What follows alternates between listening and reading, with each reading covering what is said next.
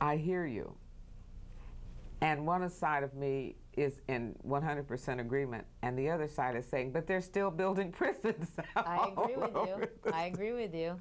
I absolutely do agree with you, Ida. And I can promise you that if I am elected, I can assure you that when it comes to violent offenders, when it comes to gang members, I'm going to be very, very strong in my prosecution efforts.